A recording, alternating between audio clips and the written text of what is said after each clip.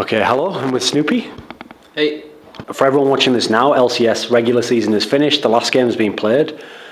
Before we talk about like playoff stuff, just give me like your overall impression of how like Super Week went for you, because obviously you were one of the few teams where there was still like a level of stress. Like if things had gone really badly for you and really good for Wolves could have taken that fourth spot from you. So how did Super Week go overall? Coming into Super Week, actually, we had a good week the previous week where we took out Fnatic and it was quite a solid victory. Coming to Super Week, we didn't actually get as much practice as we'd hoped for. The problem was because of Super Week, most teams don't want to play against each other because they're going to be facing each other at the weekend. So we struggled a bit for practice. We ended up playing some challenger teams and that helped a little bit, but we weren't feeling as confident going into Super Week as we did the previous week. But we ended up going to 3-2, which is okay, but we still hope for more. We're not going to settle with 3-2. We expect to be a top team, so like we expect 5-0s. So 3-2 is okay, but it's definitely not where we want to stay. I mean, even though, actually, if you look at the teams you played, so 3 of the victories came out of the 4, who people would have said would have been the 4 toughest teams for you to face, but you actually started off really badly because you lost against All Authority, who of the 5 would probably be the people you would have been expected to beat. I mean, when you started off on that note, was there like concern that things were going to, like, I mean, we looked at the NA LCS, and a lot of teams like kind of just fell apart in the last week there with bad leads and stuff, you know, were you worried?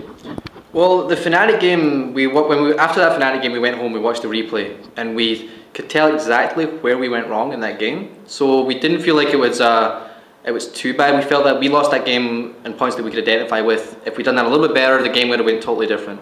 So we identified with that. Going into AAA, that game we should never have lost. That knocked our confidence a bit for sure. And it kind of affected the mood of the team quite a bit. But once we picked up the win against Gambit, that gives a lot of confidence again, because Gambit's the top 1 or 2 team at that point, and taking the win against them, it gives a lot of confidence coming into the Wolves game and then following out the SK game. So it was a bit of an up and down roller coaster ride this weekend, but confidence boosters and then confidence like falling, but overall it went okay.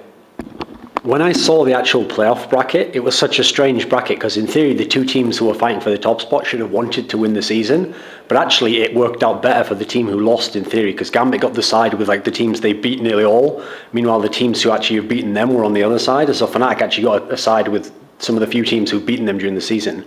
So when you saw your bracket draw, was there not something weird about the fact that even though in theory, like for example, you have the higher seed in the first game, but of all the teams you could play of the lower ones, this is probably the most dangerous for you? I mean, is this accurate? Is that what you thought when you saw this bracket? I wouldn't necessarily say that I'm too worried like we have to play Fnatic again if we beat Wolves.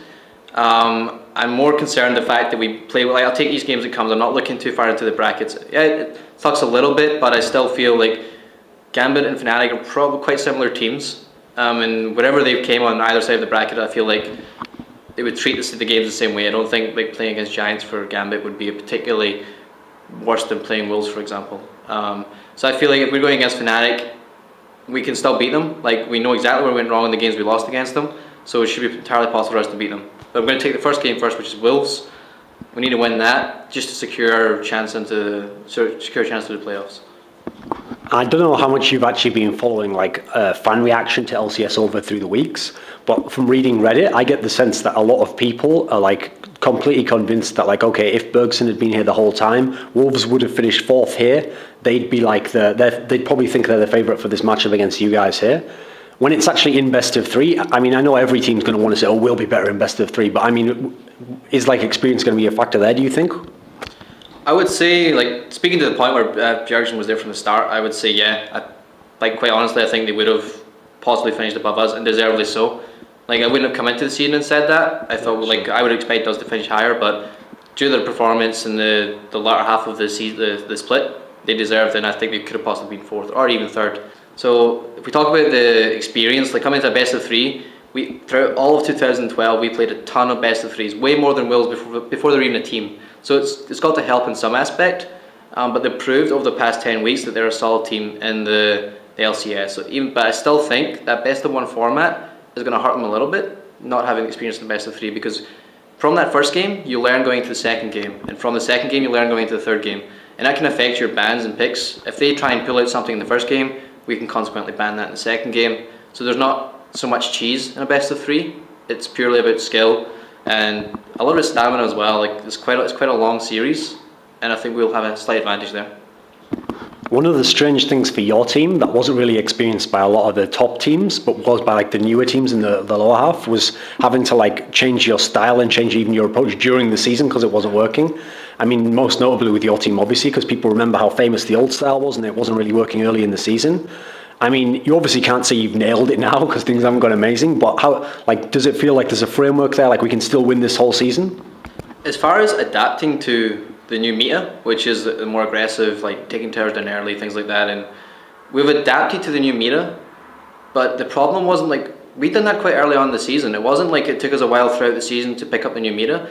It was more we had a really bad Super Week, and that knocked our confidence, and it was actually a confidence thing that hurt us the most, not trying to adapt to a new play style. It was true at the start of the season, we were working that before the season, we were trying to adapt our play style, and then come into the season, we had a strong start to the season, but then it came to that first Super Week where it really knocked our confidence, and that was a bigger factor than adapting.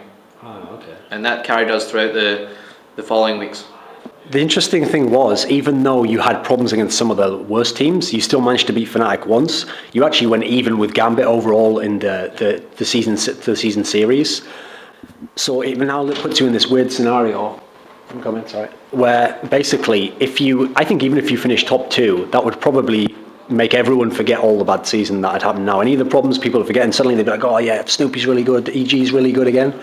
Do you get this sense, like if you can just reach the final even, that's going to kind of make all the problems from before like disappear a bit, or we forget it? I feel like if you look at the Reddit hive mind in general, it's kind of that way. If you're doing good, they'll praise you. If you're doing bad, you're going to get a lot of flack for it. So I think if we get back on the same form again, and I feel it was very much achievable as long as we can get our confidence back up again. We're taking games against the top teams, so it's not like it's impossible. It's more, can we be more consistent? Because we're struggling with consistency right now, game to game. And as long as we get back on form, I feel like people start. Well, we've not lost support. Like the fans have been behind us the whole time, which is great. Like, thanks very much for that. But I feel like we'll be okay, and I feel like people will be back on our side again, if that makes sense. Because I think we can get to the finals. Well, the one last thing I wanted to ask about is on the other side of the bracket. It looks like it's almost like the best scenario Gambit could have gotten out of what was possible. Since we know, like historically, they're like the best European team at like best of threes, especially like LAN, etc. What are the chances of either SK or AA actually beating Gambit? What are the chances? I would say they do have a good chance. Like Gambit themselves they're a phenomenal team. Like they've proved that season 2 and they're coming to season 3. They're a solid team. But I would still say that the other teams have proved throughout the past 10 weeks that they can take games off them. So I wouldn't say it's for sure that they're going to get through. It's like easy sailing for them. They can still lose a best of 3 set on a bad day. Okay, any final words you've got for anyone you want to thank, etc.? I would like to thank all the sponsors and most of all the fans. We had a rough season, and you guys stuck with us most of the way through it. Like, I know some of you deviated a little bit, but thanks for those that did stay with us the whole time. I know we're a little shaky now. We're winning some games, we're losing some games, but stick with us. We feel as a team we are still a top team. We just need to get back on our feet, so stick with us, please.